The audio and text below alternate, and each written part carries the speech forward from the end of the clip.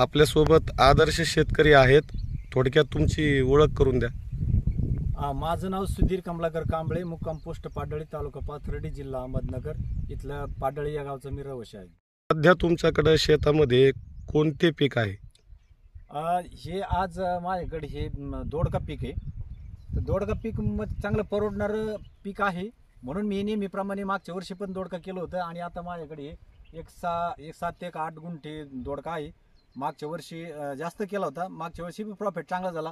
आणि कारण की आज तागायत जर चांगला विचार करून जर आपण दोडक्याची जर ही मांडणी केली किंवा जर फळबाग केली तर 100% याच्यामध्ये आपल्याला नफा मिळतो. कारण की आता बाजारामध्ये ना कुठल्याही प्रकारचा दोडका हा पिकच नाही आहे, त्याच्यामुळे त्याला मागणी आहे आणि एकदम जोमात येऊन ह्या पिकाला आपल्याला मागणी मिळणार आहे. आणि 100% चेक 70-80 रुपये 80 रुपये किलोप्रमाणे निघणार आहे. आता याला थोड्या दिवसात एक 8-10 दिवसात याला मस्तपैकी लागणार आहे आणि त्याचं भरघोस उत्पन्न आपल्याला मिळणार आहे. आत्ताच ते दोडका पिकाच्या नंतर हे माझं एक मिरचीचं पीक आहे आणि मिरचीचं पीक पण सुद्धा चांगलं आहे. आणि हे जे काही मिरचीचं पीक आहे मी एक 5 बाय 1.5 वर केलेलं आहे. तर एक म्हणजे पारंपरिक जी काही आपण मिरची करतो त्याच्यापेक्षा ही जर ह्या पद्धतीने जर मिरची केली तर याच्यावरती ते मल्चिंग पेपर टाकलेलं आहे. त्या मल्चिंग पेपरने काय होतं, आपल्याला रोगराई जरा कमी पडते, त्याच्यामुळे उत्पन्न चांगलं मिळतं.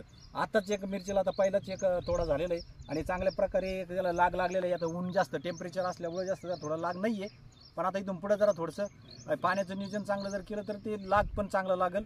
आणि याच्यात मग प्रॉफिट पण भरपूर आहे. कारण की आता बाजारामध्ये 80 रुपये किलोनी मिरची आता लगेच निघते. ठोकनी एक 60 रुपये जाते आणि बाजारात जर आपण हातकाट्याने बसलो तरी 80-90 रुपये किलो विकते.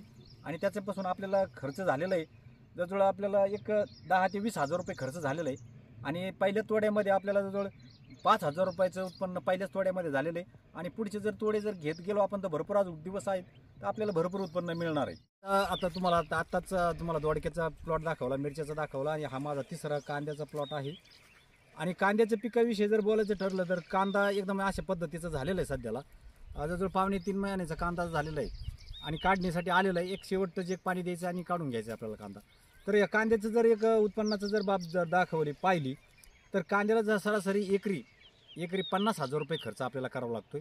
50,000 रुपये जर खर्च केला तर आपल्याला उत्पन्नामध्ये जवळजवळ 12 टन का याच्यापर्यंत म्हणजे सरळ जर भटलं तर 12 टनापर्यंत आपल्याला कांदा निघू शकतो.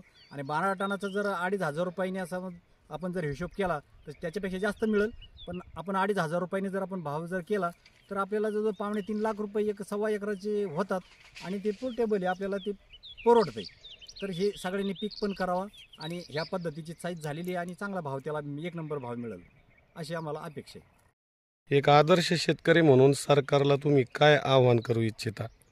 मी सरकारला एकच विनंती करू शकतो, जे काही कर्जबाजारीमुळे लोक जे आत्महत्या करतात, कारण की हे जे काय आपल्या पिकाला हमी भाव जर दिला सरकारने तर ते शेतकऱ्याला फाशी घेण्याची काही गरज लागणार नाही आणि शेतकऱ्याला त्याची भरपाई करण्याची काही गरज नाही.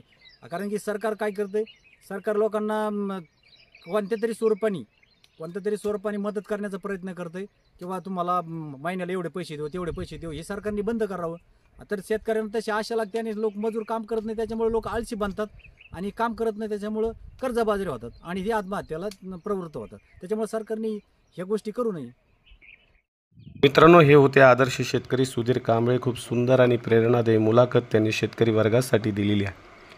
मला त्यांचं एकूणच जीवन प्रवास पाहता इंद्रजित भालेराव सरांची कविता आठवते. ते म्हणतात की काट्या कुट्याचा तुडवीत रस्ता, माझ्या गावाकडे चल माझ्या दोस्ता.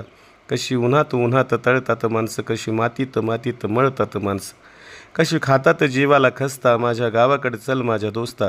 काळ्या बापाचं हिरवं रानं, काळ्या माईनं पिकवलं सोनं, त्यांच्या घामाचा भाव लय सस्ता, माझ्या गावाकडे चल माझ्या दोस्ता. ते आपल्या मुलाखतीच्या माध्यमातून सरकारला देखील आवाहन करतात की शेतकऱ्याच्या मालाला हमी भाव भेटला पाहिजे. जर हमी भाव भेटला तर कोणताही शेतकरी गळफास घेऊन आत्महत्या करणार नाही.